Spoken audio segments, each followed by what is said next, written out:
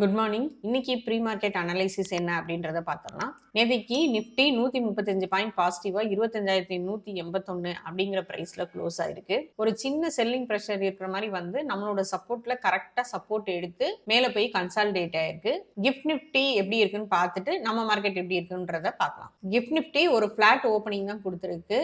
இப்ப வரைக்கும் ஒரு 9 பாயிண்ட் மைனஸ்ல ட்ரேட் ஆயிட்டு இருக்கு. இது நம்ம மார்க்கெட்ல எப்படி இம்பாக்ட் பண்ணும் அப்படின்றத பார்க்கலாம். ஒரு பிளாட் ஓப்பனிங் வர்றதுக்கான வாய்ப்பு தான் அதிகமா இருக்கு. 25,200 உடைச்சிருச்சு அப்படின்னா நம்ம வந்து அப் சைட்ல தான் போக்கஸ் பண்ணணும். 25,500 வரைக்கும் போறதுக்கு வாய்ப்பு இருக்கு. ஒருவேளை நேத்து மாதிரியே ஒரு செல்லிங் பிரஷர் வருது அப்படின்னா கீழே வந்து 25,000ல மார்க்கெட் திரும்புறதுக்கு வாய்ப்பு அதிகமா இருக்கு. 25,000 உடைக்கிறதுக்கான ஒரு பொட்டன்ஷியல் நேத்தே இல்லை, நம்ம பார்த்தோம். அதே மாதிரி இன்னைக்கு 25,000 வர்றது வரைக்கும் தான் வாய்ப்பு இருக்கு. 25,000ல இருந்து மேல திரும்புறதுக்கான வாய்ப்பு அதிகமா இருக்கிறதுனால நீங்க அப் சைடே போக்கஸ் பண்ணுங்க. அடுத்து பேங்க் நிஃப்டி பார்த்துருவோம். பேங்க் நிஃப்டி நேற்று 173 பாயிண்ட் பாசிட்டிவா 56,192 அப்படிங்கிற பிரைஸ்ல க்ளோஸ் ஆயிருக்கு. நம்ம சொன்ன சேம் ரெசிஸ்டன்ஸ் லெவல்ஸ்ல இருந்து கீழே அந்த இடத்துல கன்சாலிடேட் ஆயிருக்கு. இன்னைக்கு இந்த ரெசிஸ்டன்ஸை உடைக்குதா என்னன்னு பார்ப்போம். ஒருவேளை 56,400 அப்படிங்கிற பிரைஸ் உடைச்சிச்சு அப்படின்னா 57,200 வரைக்கும் போறதுக்கான வாய்ப்பு இருக்கு. கீழே வரும் பட்சத்துல இந்த இடத்துல ஒரு கேப் வேற இருக்கு. அந்த கேப்பை ஃபில் பண்றதுக்கு கீழே வரும் பட்சத்துல